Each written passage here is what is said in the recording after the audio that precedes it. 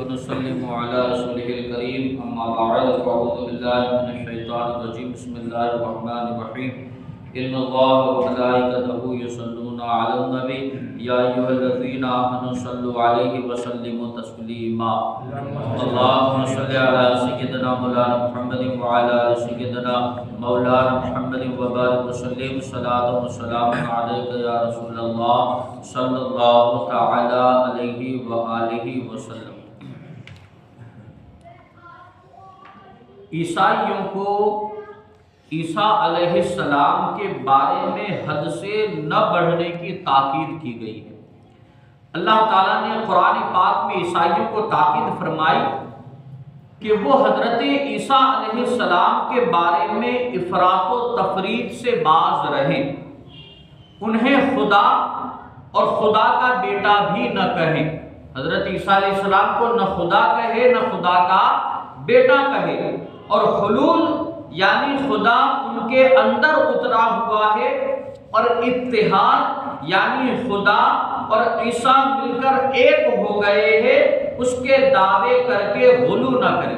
یعنی حضرت عیسیٰ کے بارے میں جہاں تمہیں یہ عقیدہ نہیں رکھنا ہے کہ حضرت عیسیٰ خدا ہے، نہ یہ عقیدہ رکھنا ہے کہ خدا کے بیٹے ہیں، اور نہ یہ عقیدہ رکھنا ہے کہ خدا نے حضرت عیسیٰ کے جسم میں حلول کر لیا، یعنی حضرت عیسیٰ کے جسم میں خدا اتر گیا، اور نہ یہ عقیدہ رکھنا ہے کہ خدا اور حضرت عیسیٰ کیا ہے، دونوں ایک ہو گئے۔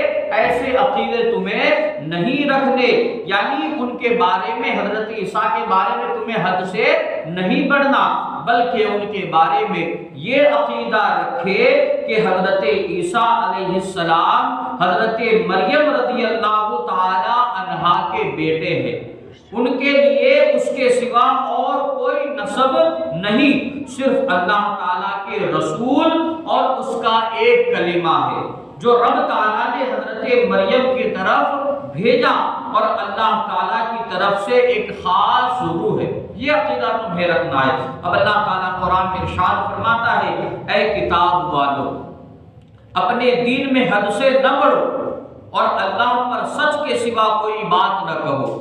بے شک مسیح مریم کا بیٹا عیسیٰ صرف اللہ کا رسول اور اس کا ایک کلمہ ہے جو اس نے مریم کی طرف بھیجا، اور اس کی طرف سے ایک خاص روح ہے جو اللہ اور اس کے رسولوں پر ایمان لاؤ، اور نہ کہو کہ معبود تین ہے، اس سے باز رہو، یہ تمہارے لیے بہتر ہے۔ صرف اللہ ہی ایک معبود ہے، وہ پاک ہے اس کے اس سے کہ اس کی کوئی اولاد ہو، وہ پاک ہے اس سے کہ اس کی کوئی اولاد ہو، اسی کا ہی جو کچھ آسمانوں میں ہے اور جو کچھ زمین میں ہے، اور اللہ کافی کارساز ہے۔ یہ عقیدہ حضرت عیسیٰ کے بارے میں تمہیں رکھنا ہے۔ اب یہودیوں اور عیسائیوں کا ایک عقیدہ یہ بھی تھا کہ ہم تو اللہ تعالیٰ کے بیٹے اور اس کے پیارے ہیں۔ کچھ عیسائیوں کا اور کچھ یہودیوں کا یہ بھی عقیدہ تھا کہ ہم اللہ کے بیٹے اور اس کے پیارے ہیں۔ اپنے آپ کو کیا کہتے تھے؟ اللہ کے بیٹے اور اس کے پیارے کہتے تھے۔ ان کا اس قول کا یہ مطلب تھا کہ ہم خدا کو ایسے ہی پیارے ہیں جیسا بیٹا باپ کو پیارا ہوتا ہے۔ ہم خدا کو ایسے ہی پیارے ہیں جیسا بیٹا باپ کو پیارا ہوتا ہے، کیونکہ بیٹا کتنا ہی برا ہو مگر باپ کو پیارا ہوتا ہے۔ بیٹا کیسا ہی برا ہو لیکن باپ اپنے بیٹے سے محبت کرتا ہے، ایسے ہی ہم ہیں۔